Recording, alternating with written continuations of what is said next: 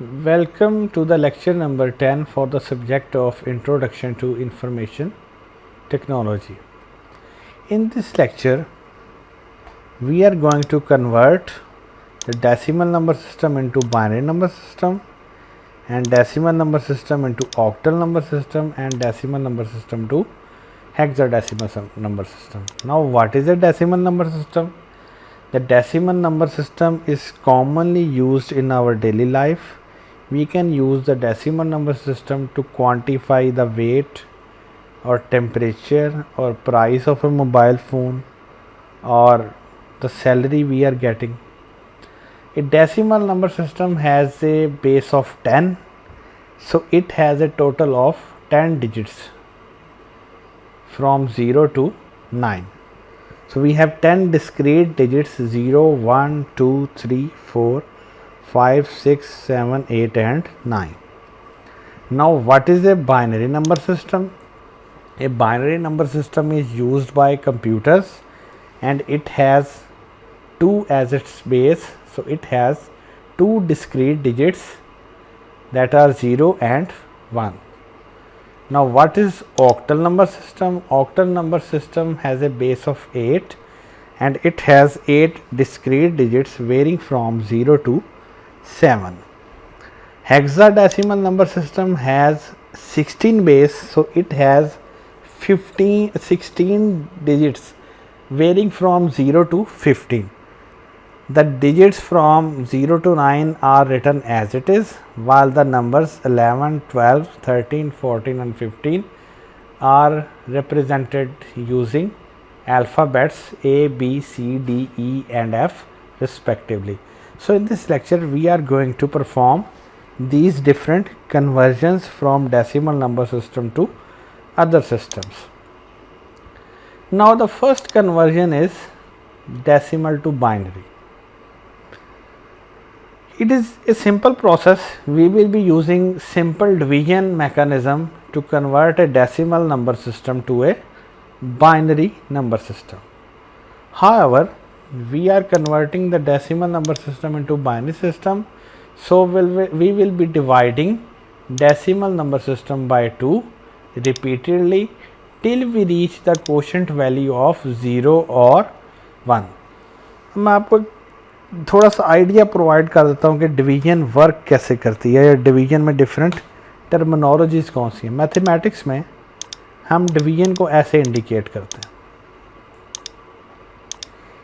एक टर्म हम यहाँ पर लिखते हैं, उसको हम कहते हैं डिविडेंड.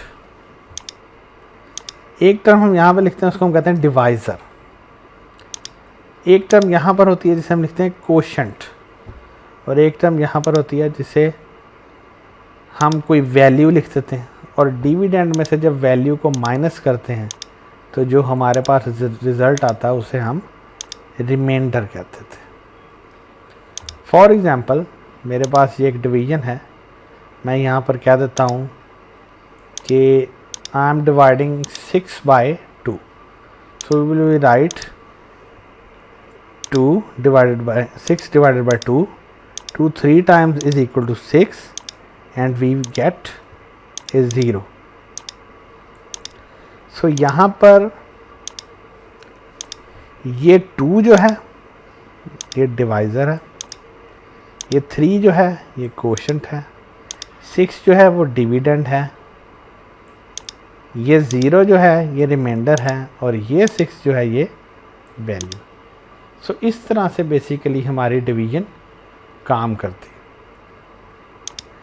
तो जब हम डेसिमल टू बाइनरी कन्वर्जन करेंगे, हम किसी भी डेसिमल नंबर सिस्टम को 2 से डिवाइड करते जाएंगे. कब तक डिवाइड करते जाएंगे? जब तक हमारे पास कोशेंट वैल्यू 1 से लेस ना हो जाए, यानी 0 या 1 तक ना पहुंच जाए. या आप इसको दूसरी टर्म में ये भी कह सकते हैं कि जब तक हमारी रिमाइंडर वैल्यू 0 या 1 तक ना चली जाए.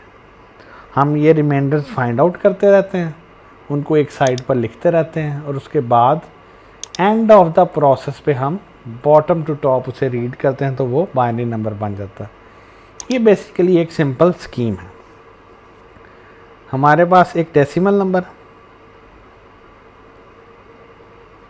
हम इसको 2 से डिवाइड करते हैं, यहाँ पर कोशेंट लिखेंगे और यहाँ पर रिमाइंडर लिखेंगे. Now if the quotient is 1 or 0, then our conversion is complete. If it is not, then we will again divide the quotient with the 2. We will again divide the quotient by 2 and we will get a remainder. Now we will again check whether the quotient is 1 or 0 or greater than 1. If it is greater than 1, we will again divide the quotient by 2, and this process continues until we reach a quotient value of 1 or 0. Now the 1 or 0 quotient value will be treated as terminated remainder. After that we will read the terms in this direction from bottom to top, and we will write these terms so that we have a conversion. Now this is our first example to convert decimal system into binary number system. यहाँ पर आपने एक चीज़ mind में रखनी है कि हमने division कैसे करनी. लेट्स सपोज हमारे पास एक नंबर है 7. 7 को जब हम 2 पे डिवाइड करते हैं तो हमारे पास एक सिंपल प्रोसेस है कि हम लिखते हैं 2 3.5 times is equal to 7, so the remainder is 0. But in this conversion we will be using integer division. Now what is integer division? In integer division, quotient is always integer. यहाँ पर हमारे पास quotient जो है वो decimal number में या floating number में. Integer division में कोशेंट हमेशा इंटीजर होगा. Now again we are going to divide 7 by 2. Now we have 7, we have 2. Now 2 4 times equal to 8, we can not go there. 2 3 times equal to 6, so हम इस option को use करेंगे. Now 2 3 times is equal to 6 and the remainder here is 1. ये हमारे पास reminder 1. ये basically integer division है. अब यहाँ पर नो डाउट हम 3.5 लिख सकते थे, लेकिन क्योंकि हम इंटीजर डिवीजन कर रहे हैं तो इसलिए हम जो कोशेंट है उसको भी इंटीजर वैल्यू में ही लेंगे. अब लेट्स सपोज हम फर्स्ट एग्जांपल को डिस्कस करते हैं. हमने 10 को कन्वर्ट करना है बाइनरी में. सो इसका क्वेश्चन कुछ ऐसे होगा कि आपसे पूछा जाएगा 10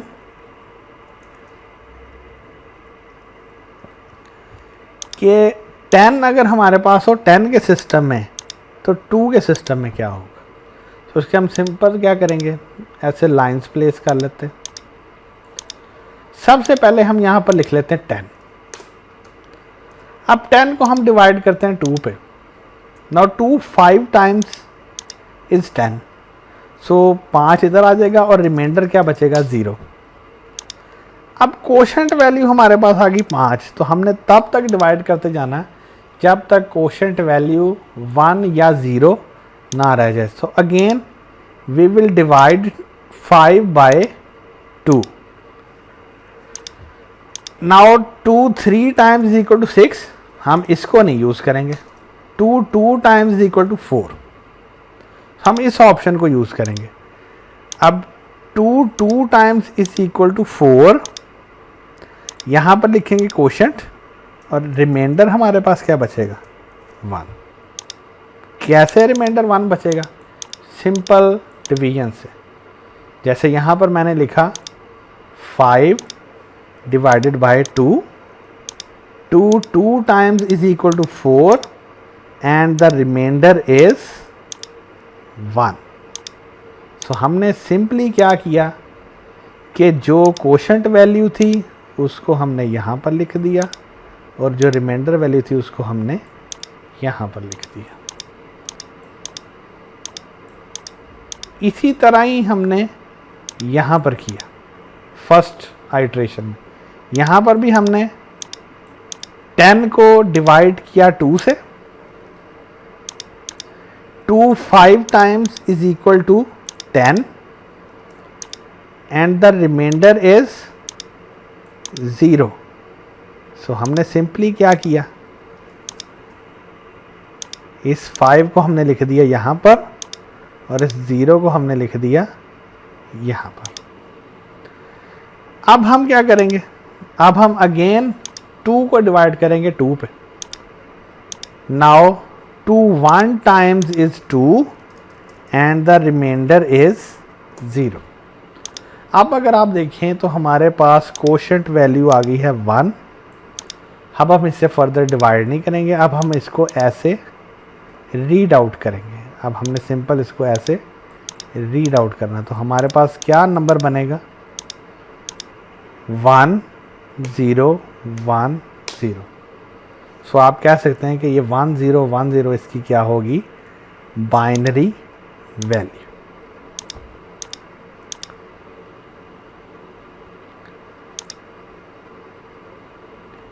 नेक्स्ट हमारे पास एक और एग्जांपल, इसको भी हम सॉल्व करके देख लेते हैं कि 125 को हम कैसे डिवाइड कर सकते हैं 2 पे। Now question is 125 in binary is equal to question mark 125 in decimal question mark 2। सबसे पहले हम फिर वही करेंगे, यहाँ पर एक बॉक्स बना लेंगे। सबसे पहले हम 125 को 2 पे डिवाइड करेंगे, लेकिन डिवीजन कौन सी करेंगे, इंटीजर डिवीजन।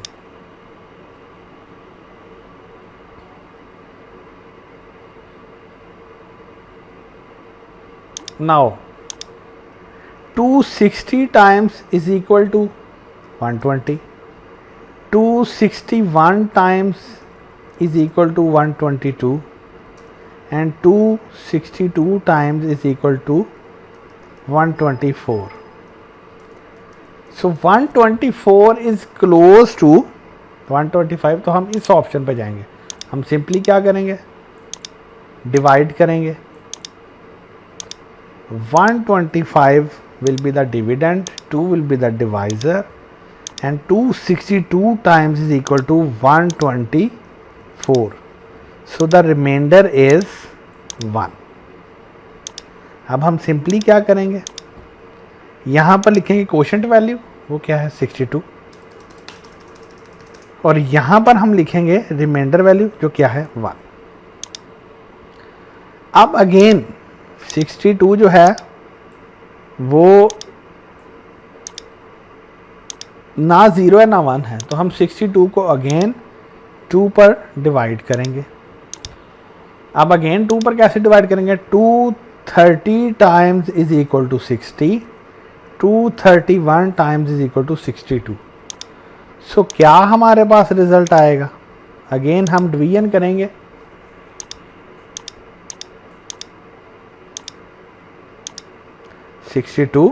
इसको हम डिवाइड करेंगे 2 पे।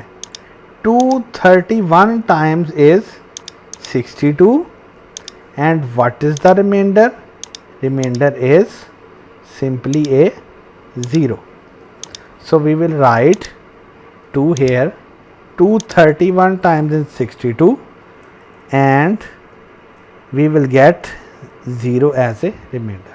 Now again हम 31 को फिर 2 पर डिवाइड करेंगे, तो इस प्रोसेस को हम कंटिन्यू करते हैं। 215 times is equal to 30, which is closest. 215 times is equal to 30 and remainder is 1। Again इसको 2 पे डिवाइड करेंगे।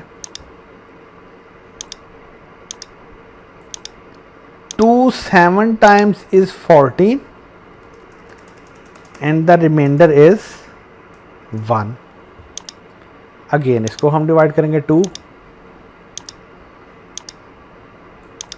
Now 3 times is 6 and the remainder is 1.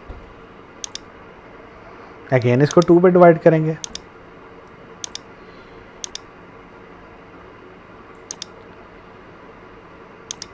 1 times is 2 and the remainder is 1. अब देखें यहाँ पर हमारे पास 1 है, अब इसको हम फर्दर डिवाइड नहीं करेंगे, इनफैक्ट हम इसको रीड आउट करेंगे किस डायरेक्शन में, इस डायरेक्शन में। तो हमारे पास क्या वैल्यू बनेगी, आप इनको बारी बारी रीड करते जाएं। 1 then 1 then again 1 then again 1 then again 1 then 0 and then 1. So this is the binary value for 125. इसी तरह आप इस एग्जाम्पल को भी सॉल्व कर सकते हैं और इसी तरह इस एग्जाम्पल को भी आप सॉल्व कर सकते हैं।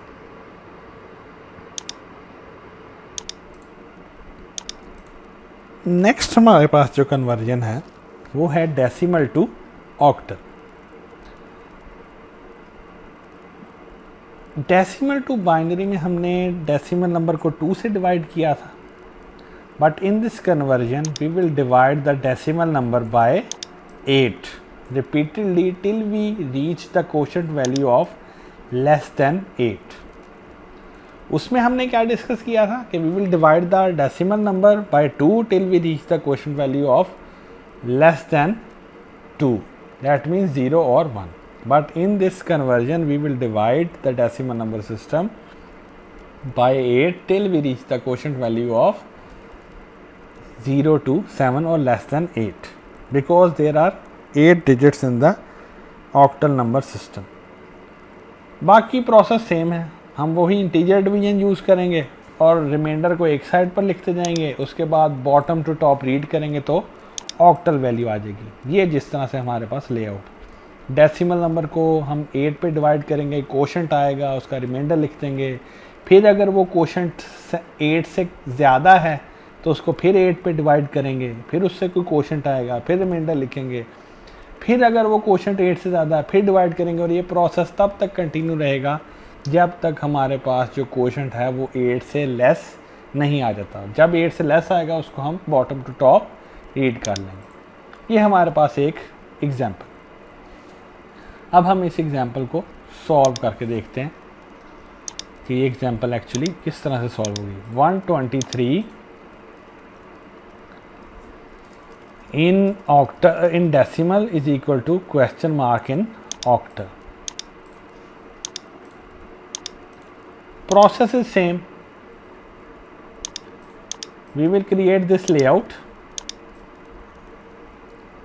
We will write 123 here and we will divide it by 8. Now 8 multiplied 10 is equal to 80. 8 multiplied by 11 is equal to 88. 8 12 times is equal to 96. 8 13 times is equal to 104. 8 14 times is equal to 112. 8 15 times is equal to 120. Now this is the closest. अब हम क्या करेंगे, उसी तरह integer division करनी है। तो हमें पता चल गया कि 123 को हम 8 पे डिवाइड करेंगे और क्लोजेस्ट जो हमारा वैल्यू है वो 120 है, क्योंकि इससे अगली वैल्यू 128 हो जाएगी। तो हम करेंगे 8 15 times is equal to 120 and what is our remainder? Our remainder is 3. So we will write the quotient here and the remainder here. अब हमारा क्वोशेंट 15 है, इट मीन्स इसको हम दोबारा 8 पे डिवाइड कर सकते हैं। 8 2 टाइम्स इज 16 और 8 1 टाइम इज 8. सो सबसे ज़्यादा क्लोजेस्ट क्या 8 है, क्योंकि हमने स्मॉलर वैल्यू पे जाना। सो हम क्या करेंगे, 8 1 times is 8 and the remainder is 7. अब हमारी जो क्वोशेंट वैल्यू है ये 8 से कम है। सो हमारी कन्वर्जन कंप्लीट हो गई है। अब हम इसको राइट अप कर लेते हैं इस डायरेक्शन में, फ्रॉम बॉटम टू टॉप। सो हमारे पास जो वैल्यू आएगी वो क्या आएगी, 1 3 and 7. So 123 of the octal system of the decimal system is equivalent to 137 of the octal number system. यहाँ पर एक और हमारे पास एग्जाम्पल है. We are going to convert 569 of the decimal into octal number system. Now we will divide 569 by 8. Now 8 70 times is 560 and 8 71 times is 568. तो ये closest है. सो 8 को जब हम 71 से मल्टीप्लाई करेंगे हमें 568 मिलेगा और रिमाइंडर क्या होगा 1. ये रिमाइंडर हमने 1 लिख दी. अब ये 71 क्योंकि 8 से ज़्यादा है इसको हम दोबारा 8 पे डिवाइड करेंगे. 8 को अगर हम 10 से मल्टीप्लाई करें तो 80 आता है, अगर 9 से करें तो 72 आता है और 8 से करें तो 64 आता है. तो 64 क्लोजेस्ट है. 8 टाइम्स इज 64 और जब हम 71 में से 64 को माइनस करेंगे तो 7 इज़ द रिमाइंडर.